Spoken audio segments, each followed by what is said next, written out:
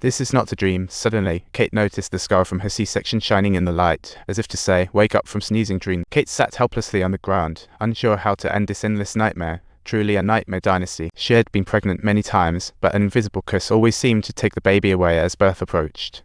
After enduring a series of childbirth tortures and the shock of losing children, Kate decided to adopt a child to unleash the maternal love bottled up inside her. Kate and her husband John went to the orphanage, ready to pick a kid like choosing a perfect outfit. John was drawn to a small figure sitting alone in the classroom, totally the style of a lone artist. John walked over. "Did you draw this?" The little one replied confidently, "What do you think?" "They're amazing," John exclaimed. The child smiled. "Thanks. I'm Esther. What's your name?" "John, nice to meet you." Esther smiled casually, winning John over instantly. Spotting the line the child drew, John curiously asked, "What's the story behind this line?" Esther replied with a solemn, "This is my lost mother who forever smiles in dreams thinking of her child." Esther's answer tugged at the heartstrings. Esther's words deeply touched Kate. She felt this girl was her soulmate, so she decided to adopt her. Thus, the adoption officer pulled out Esther's file, revealing a backstory more twisty than a movie plot. Upon hearing this, Kate thought, what a desperately tragic life experience this kid has had. She's been through so much, but she's such a little girl who keeps smiling every day. She's just a little girl, often in her tank top. What a little lady. So Kate jumped into the adoption paperwork without hesitation, only to see a strange smile from the officer. Meanwhile, Esther fantasized about her new life being as rich as a movie.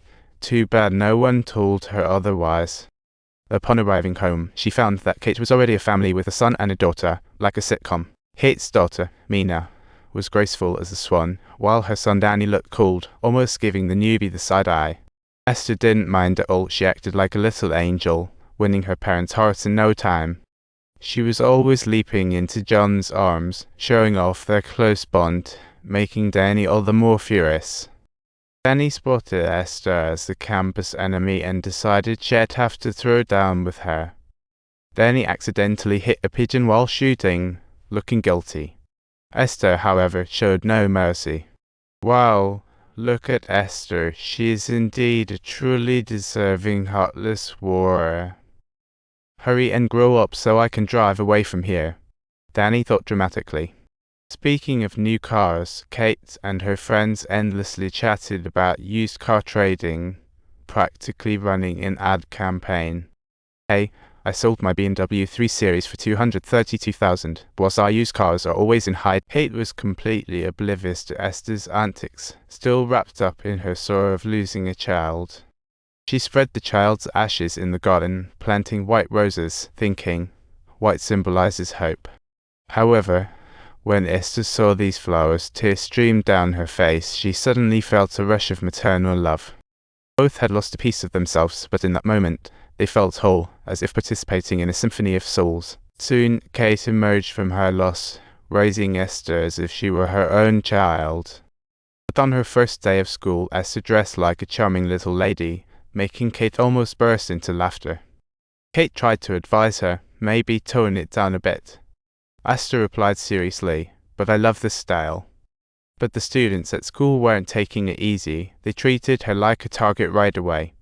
Esther hurried to pick up her scattered books, only to have classmates spot the lace around her neck. "Little puppy."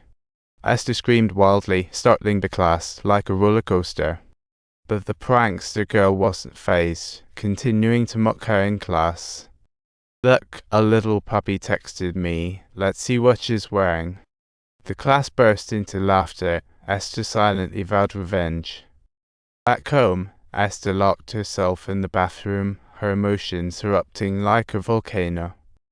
But the meek sister won't stay meek forever. Esther is definitely the queen of revenge.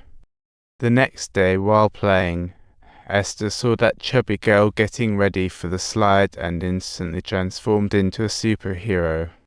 Ka-ching. The chubby girl broke her ankle, while Esther's little sister was wide-eyed.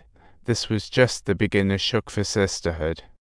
That night at home, Dad asked Esther, "Did you push the chubby girl?" Esther firmly denied it. A true water battle. Little sister used sign language to declare the chubby girl slipped on her own. It had nothing to do with Esther. A total victory move. Esther was pleased with her little sister's performance, thinking, kids are so easy to fool. Thus began their tandem teamwork. Danny looked at Esther's bizarre outfits, feeling increasingly disgusted, thinking, this girl is too weird.